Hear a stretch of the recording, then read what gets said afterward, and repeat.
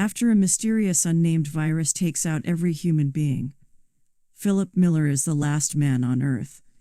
He has been living alone for the past year and is driving around America to look for more people. He goes to every single state, making announcements to empty cities and stealing artifacts and paintings from museums. After the failed mission to find humans, Philip decides to return to his hometown, Tucson. Still, as the last attempt to find someone, he writes "Alive in Tucson" on every billboard he can find. In Tucson, he goes to his shabby apartment and packs up all the necessary stuff before making his way to a gated community in the more lavish part of the city. He chooses the biggest house and declares it his new home. He spends the next few days decorating the house with all the famous paintings, a mat from the White House, a dinosaur skull, Academy Awards, and many more artifacts worth billions of dollars. Every day before going to sleep, Philip makes sure to apologize to God for masturbating so much and wishes that he sees the face of at least one woman before his death. Thankfully,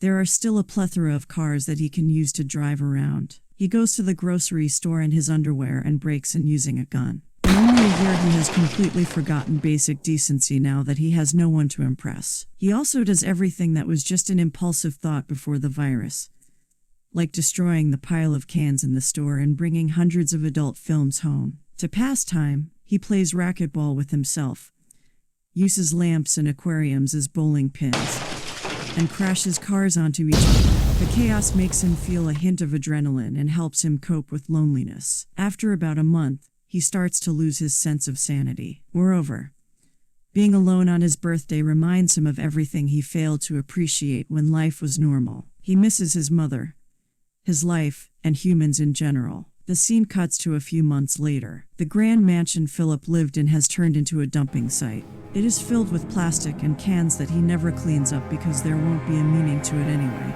He hasn't showered in days and has started living like an animal. The house lacks running water and the toilet is covered in plastic bottles. So instead, Philip makes a hole in the springboard and uses the pool as his toilet. He also fills a kid's pool with margaritas and bathes in it while simultaneously drinking from it.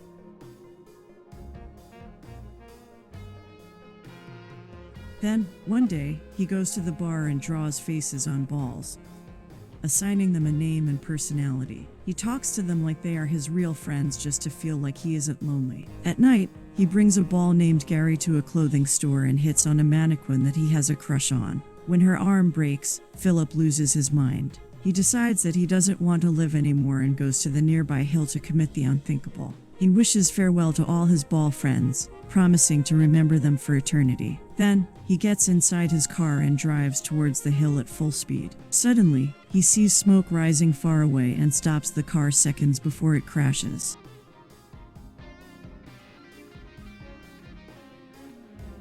Philip can almost not believe his eyes. He immediately follows the smoke and reaches a trailer that is clearly inhabited by a person. Then, he notices something he had been begging to see for the past year. Someone has left their bra to dry in the sun. Philip smells it and is so overwhelmed that he falls unconscious. When he wakes up, he sees a beautiful girl holding him in her lap. She seductively promises to fulfill his wishes and kisses him. Philip is enjoying the kiss before he wakes up and realizes he was dreaming. The girl in front of him is less attractive and older. She is performing CPR on him to bring him back. They pull away from each other, weirded out on seeing another human after so long. Philip asks her where the beautiful woman is until she points out he should be worried about his wet underpants instead. It turns out that he peed himself when he was unconscious. Even in a situation like this, Philip claims that he was swimming from the front side earlier, which is why his underpants are wet. He aggressively starts explaining that he did not pee himself, which makes the girl panic. She brings out a gun, asking him to stay away. Philip finally admits that he did in fact pee and is embarrassed. After both of them calm down, they introduce themselves. The girl's name is Carol. She used to be an analyst before the virus and has been wandering around America after everyone died. She saw the "Alive in Tucson" sign and came here to see if she really is the last person alive. Although Philip had been dying to meet a woman, he isn't very excited to see Carol. She repeatedly corrects his grammar, doesn't understand his jokes, and keeps talking about irrelevant things. After talking for a while, They decide to drive to the grocery store. On the way, Carol complains about him crossing the stop sign, despite Philip arguing that there is no traffic. She remains adamant that they have to follow the rules or else they will start living like an animal. To make her feel better, he stops at a sign and looks to both sides, confirming that no one is crossing the road. Her nagging doesn't stop when they reach the grocery store and Philip parks in the handicap spot. They get into their fifth argument of the day, with Philip insisting that the imaginary handicapped person has a lot of space to park his car.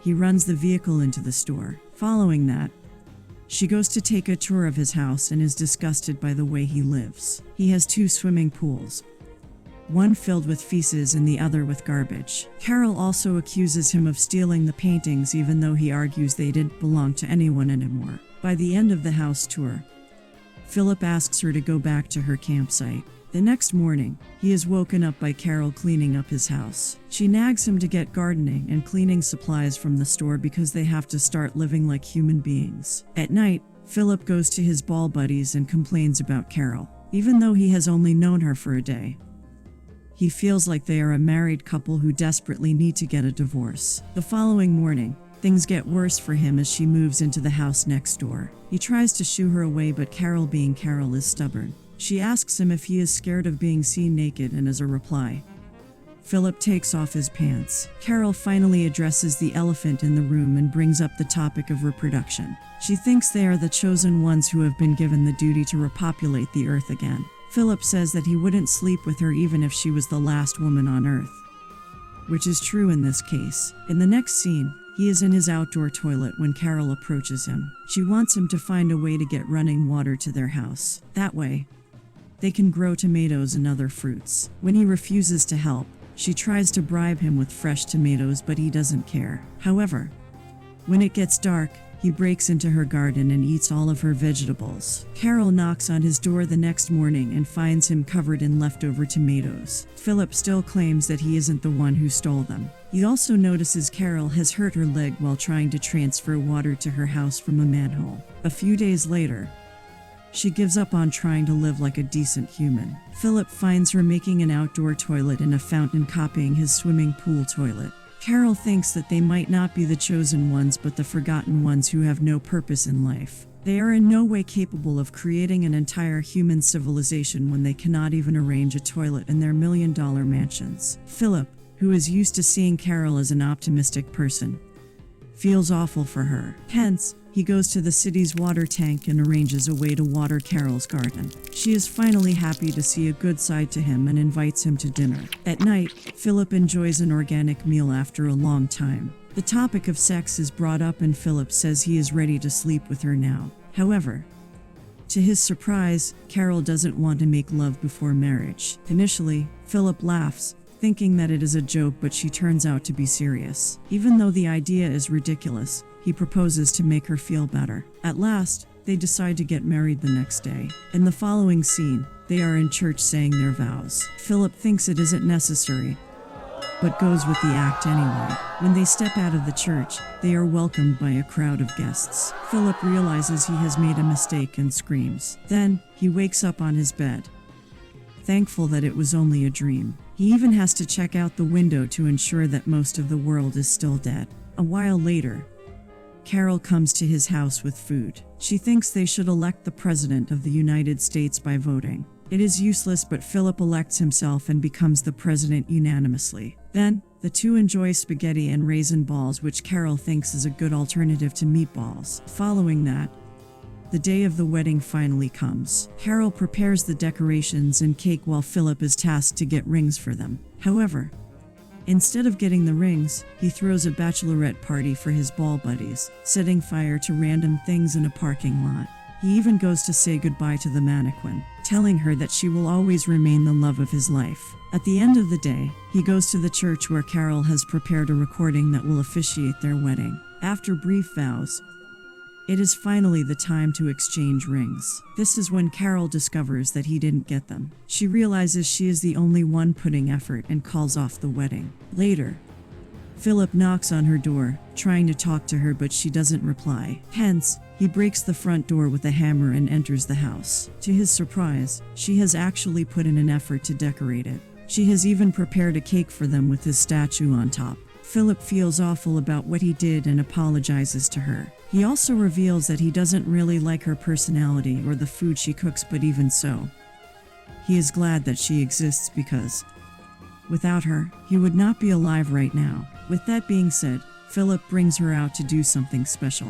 In the following scene, they go to a jewelry shop where Carol gets all the rings she wants. They finally officiate the wedding and are declared husband and wife. At night, the two make love, but the experience is not how Philip thought it would be. Carol cannot stop talking throughout the night, making strange remarks that she thinks are hot. The next morning, she finds him playing racquetball in his home. Philip thinks she is going to nag him again, but to his surprise, she joins him in the game. They enjoy the rest of the day doing things like Philip normally does. They make fireproof suits and set each other on fire, run a bulldozer over beer cans, and go to meet Philip's ex-girlfriend, who is a mannequin. Carol talks to her for a while before beating her up for hitting on her husband. For the first time, Philip is glad that he married her and thinks that their life might be tolerable. As they are driving back home, they suddenly hit a limo on a junction. Shocked, Philip runs to the car and sees a beautiful woman come out of it. Just when he thought he was happy with his wife,